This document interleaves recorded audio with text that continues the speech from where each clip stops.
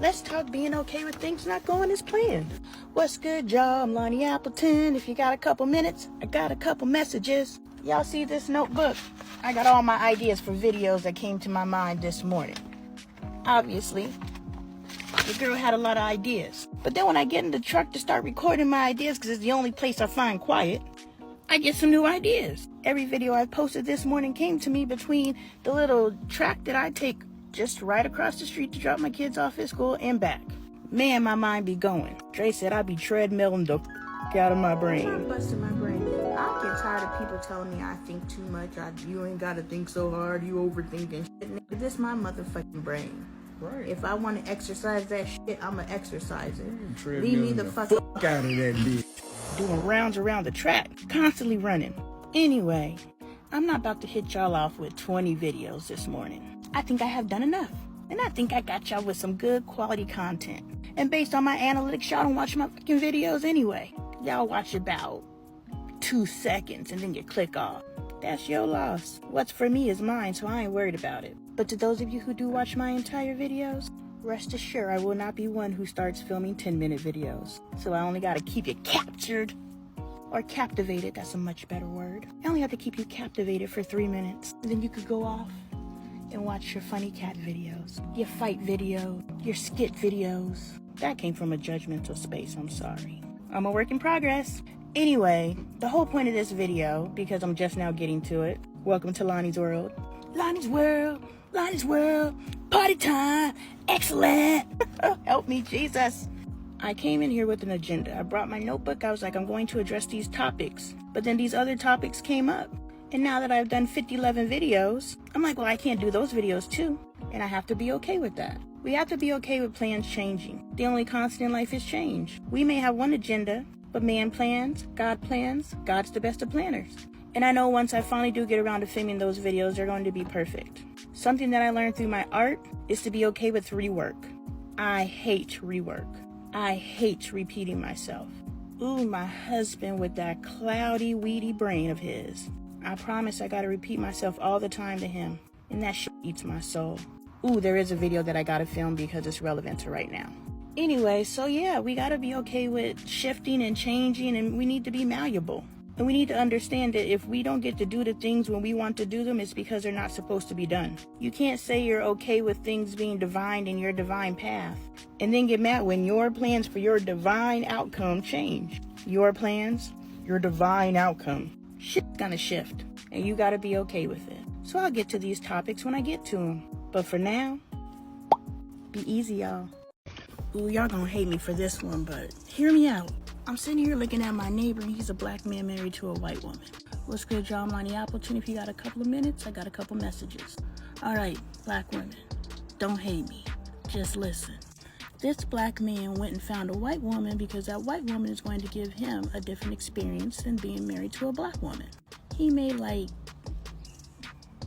other things, but I'm just thinking. Rock with me because this is a developing idea. As I was waiting for my other video to upload, this came to mind. I'd definitely be treadmilling the out of my brain. And now that I am exploring and analyzing how we raise our children is a direct result of the adults that we see. I know we get mad when people say it's the black woman's fault that the black community is the way that it is. But can we all agree whoever raised the children, they produced it. Again, don't get mad at me. I'm a black woman. I am not a self-hating black woman. Say it loud. I love my vagina and I love my skin. Let's go, sis, and just win. Let's listen. All right, so this woman that he married potentially was raised in a different dynamic than what most black women were raised in. She was potentially raised in a softer environment. Therefore, when they say black women don't know how to talk to black men, but white women do. Maybe it's a product of the raising, because we raise each other so hard. You know, black women are hard. We have to be. We say that we don't have to be. I don't think we have to be. Being hard hurts us. I think we say a lot of things to protect our feelings and to protect who we feel we are. But if we stop protecting who we feel we are, we can start changing. I hate being hard. I hate popping off on my spouse. And why are those things a part of the black woman identity? I know this is messy. It's just now. It's coming out. It's coming out, so don't hate me. But I don't think necessarily it's that they like non-black women. I think it's that they don't like some of the character traits that come with the majority of black women. And I can see that. I don't want to deal with your attitude either. And I'm not saying white women don't have attitude. I'm just saying white households growing up are totally different than black households, typically. So maybe black men aren't necessarily dating or marrying outside of their race because they hate their race. Maybe they dislike the characteristics of what the majority of the women in their race display. This got me thinking, y'all. What y'all think? Don't hate me. And if it's the only video of mine that you've seen, go watch my other videos and you'll see that I advocate for us. I advocate for our families. And maybe if we shifted how we raise our girls, we could change the dynamic of our men dating outside of the community. And you are 100% okay with disagreeing with me. I just don't want disagreement to come from a space of I said something that bumped up against something in someone and now they're just turning their ears off. Because I do believe there's a growth opportunity here. What's good, y'all? I'm Lonnie Appleton. If you, God, 10 and ton just takes more mouth. What's good, y'all? I'm Lonnie Appleton. If you have a couple of minutes, I have a couple of messages. Yes, as long as you're not disagreeing because I have offended something within you and then you're like, I ain't even listening to her no more. Because there's a lot of things that we get offended by that are potential growth opportunities. I'm responding to my previous videos if you guys aren't aware. And again, I don't know if I already said this, I recorded this video a couple times, but this is not black versus white. I only mentioned white because I was looking at my neighbor and I was like, he could be married to anybody, just a non-black woman, and I would have said he's married to a non-black woman. He just happened to be married to a white woman. And it's not even necessarily how we are in the catering and the, what does that say? You know I can't see. Soft-spoken department. But there's other aspects of being a black woman that we identify as this is what it is to be a black woman that may not be positive traits.